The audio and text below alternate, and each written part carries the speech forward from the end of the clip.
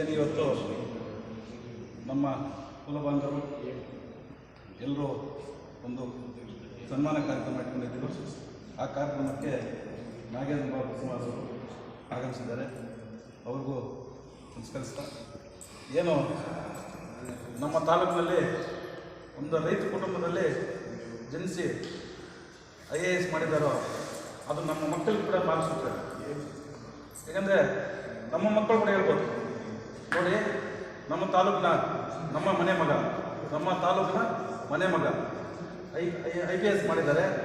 ಎಲ್ಲಿ ನೋಡಿದನೋ IAS ಮಾಡಿದ್ದಾರೆ, ಎಲ್ಲಿ ನೋಡಿದನೋ ಸನ್ಮಾನ ಕಾರ್ಯಕ್ರಮ ಇಟ್ಕೊಳ್ತಿದ್ದಾರೆ. ಒಳ್ಳೆ ಒಂದೇ ಕುಲ ಬಾಂಧವರಲ್ಲ, ಎಲ್ಲ ಕುಲ ಬಾಂಧವರು, ಎಲ್ಲ ಸಂಘದವರು, ಎಲ್ಲರೂ ಎಲ್ಲ ಕಡೆ ನೋಡಿದ್ರು ಸನ್ಮಾನ ಕಾರ್ಯಕ್ರಮ ಇಟ್ಕೊಂಡಿದ್ದಾರೆ. ಅದು ನಮ್ಮ ಮಕ್ಕಳು ಕೂಡ ಹೇಳ್ಬೋದು, ಈ ಥರ ಅವರು ನಮ್ಮ ತಾಲೂಕಿಗೆ ಒಳ್ಳೆಯ ಹೆಸರು ತಂದು ಕೊಟ್ಟಿದ್ದಾರೆ, ಇಂಥವ್ರಿಗೆ ಸನ್ಮಾನ ಮಾಡ್ತಾರೆ.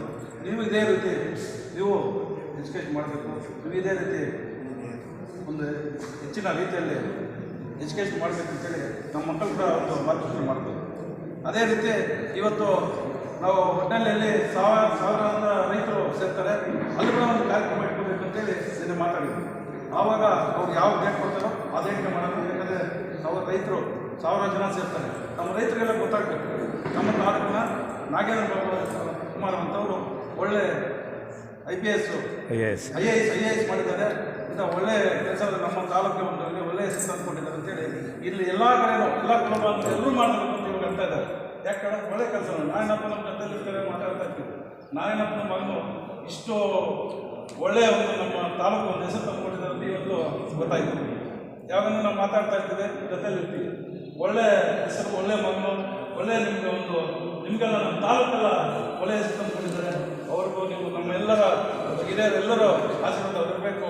ಈ ಥರ ಅವರನ್ನು ಹೆಚ್ಚಿನ ಬೆಳಿಬೇಕು. ನಮ್ಮ ಕರ್ನಾಟಕ ದೇಶಕ್ಕೆ, ನಮ್ಮ ಕರ್ನಾಟಕ ಆಗಲಿ, ನಮ್ಮ ಭಾರತ ದೇಶಕ್ಕಾಗಲಿ ಎಲ್ಲ ಒಳ್ಳೆಯ ಕೆಲಸ ಮಾಡಿ ಅಚ್ಚುಕಟ್ಟುವಂಥ ಬೆಳೆಬೇಕು, ಒಳ್ಳೆಯ ಕೆಲಸ ಮಾಡಬೇಕು ಅಂತೇಳಿ